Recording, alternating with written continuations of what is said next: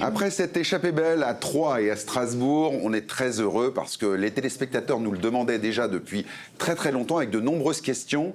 On voulait aborder ce thème, le viager. On a une très grande chance aujourd'hui parce qu'on reçoit Sophie Richard. C'est la séquence grand angle. Alors, notre système de retraite est en plein chamboulement. Vous êtes beaucoup d'entre vous à vous poser des questions sur votre avenir. L'immobilier a toujours été une valeur refuge pour pouvoir préparer ses vieux jours. Il y a un sujet qu'on a toujours du mal à aborder, c'est le viager. On peut d'ailleurs remercier Michel Serrault et Jeanne Calment qui ont mis un sacré coup de pelle à cette pratique. En attendant, Sophie, tu es avec nous aujourd'hui pour parler et rajeunir l'image du viager. On a toujours tendance à dire qu'on pourrait penser que quand on achète en viager, c'est pour que le propriétaire meure vite, mais c'est surtout peut-être plutôt pour l'aider à avoir des vieux jours plutôt sympathiques en dehors des EHPAD et des maisons de retraite, non ? Alors c'est vrai que le film, qui est un très bon film avec des très bons acteurs, et je suis navrée de te dire qu'il y a quand même plus de 50 ans maintenant ce film. Oui, c'est vrai. Il y a pléthore de faits d'actualité qui va mettre en lumière les bienfaits, les vertus de la vente en viager, puisqu'on est en plein bouleversement socio-économique. On parle actuellement des réformes des retraites, on parle de la dépendance, le financement de la dépendance, qui est porté à 53 milliards de dépenses publiques en 2060. Ah oui. On a beaucoup de Français qui veulent vieillir à domicile, c'est 9 Français sur 10. Donc le viager va apporter une réponse vertueuse à ces deux problématiques systémiques, celui du financement de la dépendance, mais également celui du problème de l'accession à la propriété. C'est ça. Parce qu'on a beaucoup d'acquéreurs qui souhaitent légitimement se constituer un patrimoine immobilier, mais qui ont du mal à le faire en raison de la flambée des prix de l'immobilier. C'est quand même plus de 111% depuis 20 ans, mais également avec une économie qui est instable et avec toute cette difficulté de l'accession à la propriété via l'emprunt. Alors Sophie, on va prendre des chiffres, je dirais, généraux. Combien il y a de viagers, de ventes en viager en France ? Est-ce qu'on a des chiffres là-dessus ? Il n'y a pas beaucoup de data. Malheureusement, en France, on l'exploite mal en tout cas. On parle de 1% des transactions. Donc si on reprend le volume des transactions de l'année passée, on était à 1 200 000. Donc on se situerait raisonnablement entre 10 000 et 12 000 transactions par an. D'accord. Alors le viager, ça existe depuis quand ? Parce que est-ce que c'est une pratique qui est ancienne ? Est-ce qu'elle a évolué au cours des âges ? Tu parlais de 50 ans, mais ça remonte à bien plus longtemps en fait. Oui, du temps des Romains. Et puis le viager a été progressivement développé au Moyen-Âge. Il a été introduit en France sous Charles II en 876. Et puis on a beaucoup de célébrités quand même qui ont acheté un viager. On a le général de Gaulle qui a acheté son château La Boisserie, mais également Valéry Giscard d'Estaing, Ségolène Royal aussi. Donc le viager séduit. Est-ce que la tendance est à la hausse en termes de volume d'affaires en France ? Quelle est la tendance ? Alors, assurément en hausse. On a rencontré une hausse de plus de 30% de demandes d'informations, notamment depuis les crises sanitaires. Donc, on a de plus en plus de seniors qui souhaitent rester vieillir à domicile, qui ont peur de partir en EHPAD, sans parler du scandale Orpea qu'on a connu il y a quelques temps. Et on a de plus en plus d'enfants qui s'intéressent aux viagers pour accompagner leurs parents à vivre sereinement leur 3e et 4e âge. Alors, à ce stade, j'aimerais, Sophie, que tu nous, comme pour un enfant de 9 ans, que tu nous dises ce que c'est que le viager, précisément. Parce qu'on dit le viager, on comprend à peu près, mais précisément, dans les faits, qu'est-ce que c'est le viager ? Pour faire simple, j'ai un vendeur, une femme seule de 74 ans, qui vend son logement de 300 000 €. La décote d'occupation sera de 50%, puisque la décote est calculée en fonction de l'âge et du sexe du vendeur, si c'est un célibataire ou un couple. Donc là, dans mon exemple, il y a 50% de décote d'occupation. Donc sur 150 000, donc. Sur les 300 000, je vais décoter de 150 000 €, donc ma valeur occupé sera de 150 000 €. C'est mon prix de vente. Ce prix de vente, soit je paye une vente au comptant 150 000 € de suite, soit je vais décomposer le prix avec un bouquet. C'est une somme qui est versée comptant à la signature chez le notaire, qui sera par exemple de 50 000 €. Il me reste 100 000 € à convertir en rente viagère. Et dans mon exemple, la rente sera de 557 € par mois.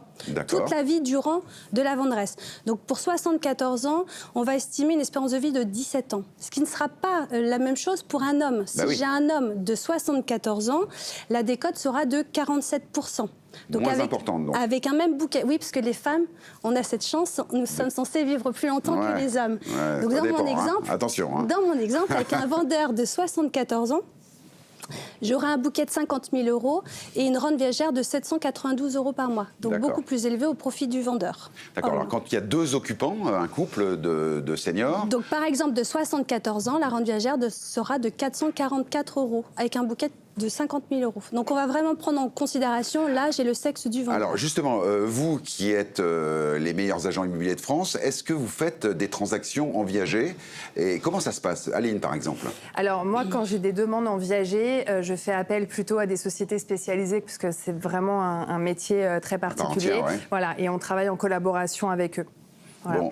Denis et Stéphane, vous avez déjà réalisé des ventes en viager? Moi, j'en ai déjà fait. Après, c'est vrai que notre clientèle ordinaire, je dirais, n'a pas forcément l'habitude d'acheter un bien et de ne pas l'occuper. C'est pas la demande initiale, je dirais, de notre clientèle principale dans une agence traditionnelle, quoi. Alors, une chose qu'on peut se poser comme question quand on réfléchit à investir dans le viager, est-ce qu'en moyenne, on fait une bonne affaire quand on achète un viager, ou au contraire, on est comme Michel Serrault dans le viager et on se retrouve à payer 2 fois le prix du bien? Alors c'est impossible de payer 2 fois le prix du bien lorsqu'on est en viager occupé. Pourquoi? Parce qu'on va bénéficier dès le départ d'une décote d'occupation. Dans mon exemple de tout à l'heure, je suis sur une valeur occupée de 150 000 €. Peut-être qu'effectivement, ma vendresse, si on lui souhaite, dépassera son espérance de vie statistique de 17 ans. Mais dans ce cas-là, vous allez payer peut-être 170 000, 190 000 € la valeur du bien. Le bien qui, au départ, était à 300 000 €, dans 20 ans, avec la valorisation immobilière, on va dire raisonnablement entre 0,5 et 4 %, va croître dans le temps. L'avantage également pour l'acquéreur qui va investir sur une valeur refuge, qui est la pierre, va investir de manière sécurisée et va se réfugier dans l'immobilier, va bénéficier donc de cette décote d'occupation, va acheter progressivement dans le temps, sans recours à l'emprunt. J'ai compris. Voilà, même si l'emprunt est quand même assez accessible aujourd'hui. Quand même, globalement, est-ce que ça revient au même prix? Est-ce qu'on a une moyenne? Tu as des chiffres? Alors, il n'y a pas de retour, il n'y a pas de data. Comme je le disais, en France, on exploite très mal la data. Ouais. Mais quand on achète en viager occupé, le fait d'avoir déjà 50% de décote d'occupation, même si le vendeur vit comme Jeanne Calment, et encore, les centenaires représentent 0,01% de la population française. Donc autant dire que ça relève de l'exception. Mais si je peux terminer sur l'intérêt pour l'acquéreur d'acheter en viager, on a parlé de la décote d'occupation, les frais d'acquisition également seront calculés sur la valeur occupée. Donc si j'achète un bien 300 000 €, j'ai des frais d'acte jusqu'à 23 000 €. En viager, ils seront de 12 000 €. Je fais quand même une économie substantielle de 11 000 €.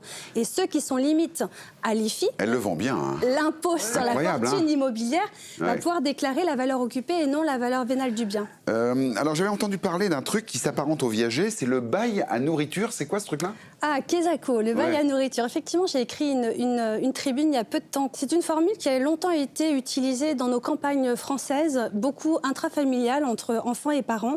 Donc ça va au-delà de l'assistance alimentaire. Ça se rapproche un petit peu du viager dans le sens où il faut un aléa. C'est un contrat aléatoire. Donc l'aléa sera double. Il faut qu'on ne connaisse pas à l'avance la durée de vie du vendeur. Et il faut qu'il y ait un aléa sur la nature de la prestation. Ouais. Et heureusement qu'on ne le sait pas, on n'est pas médecin. Ouais. Mais il faut que la nature de la prestation soit aléatoire.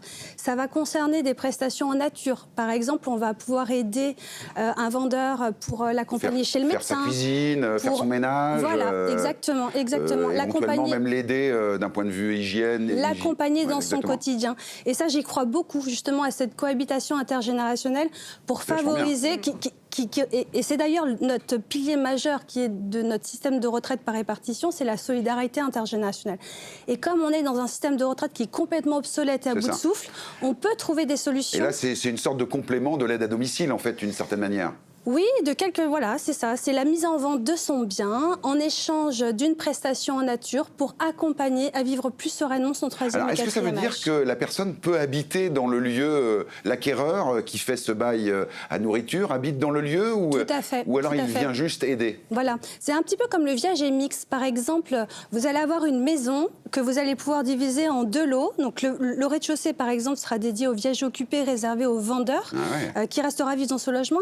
Et l'acquéreur pourra occuper, au titre du viager libre, le premier étage. Donc là, on répond vraiment aux besoins de l'acquéreur qui souhaite se constituer un patrimoine et d'y vivre, parce qu'on a tout coûte cher aujourd'hui et on a peu de recours à l'emprunt. C'est un dossier sur 10. Aline, je te voyais t'agiter, je crois que tu avais une question. Oui, j'avais une question. Tout à l'heure, on disait qu'on pouvait payer soit les 150 000 € comptant, soit 50 000 € plus une mensualité. Quand on paye les 150 000 € comptant, après, peu importe la durée de vie. C'est ça.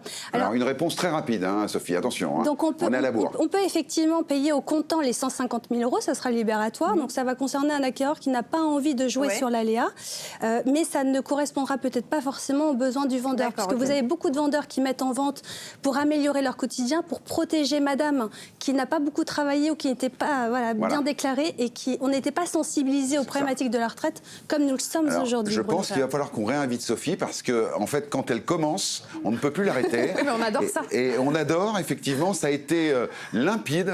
Sophie, merci beaucoup de ton passage. Une petite question pour finir, Denis, rapide, attention. En fait, c'est le nombre de transactions en viager en France. On a une idée du nombre global. Moi, j'aimerais bien savoir, par rapport aux transactions immobilières classiques, qu'est-ce que ça peut représenter annuellement? Mais est-ce que tu étais là? Je crois qu'on y a répondu. Il n'a pas écouté. Il n'a pas écouté la première question. Denis, merci Denis. J'ai pas bien vu. Merci. Est-ce que tu peux lui remettre? Il était endormi au départ. Tu peux lui remettre un petit peu de c'est bon. On estime à 1% du nombre de transactions. Bon, je crois que ça se termine. Merci beaucoup. Il y a Denis qui vend son agence en viager, justement. Donc voilà. Pour maintenir à domicile. Merci beaucoup, Sophie. Tu es la bienvenue quand tu veux pour approfondir encore ce sujet qui est un sujet finalement d'actualité avec ces histoires de retraite. Les amis, ça a été une émission du tonnerre avec des très belles informations, des très belles affaires immobilières et des très bons conseils avec Sophie. On se retrouve dès lundi pour une nouvelle émission, des nouvelles exclusivités. Je vous embrasse. À bientôt. Ciao.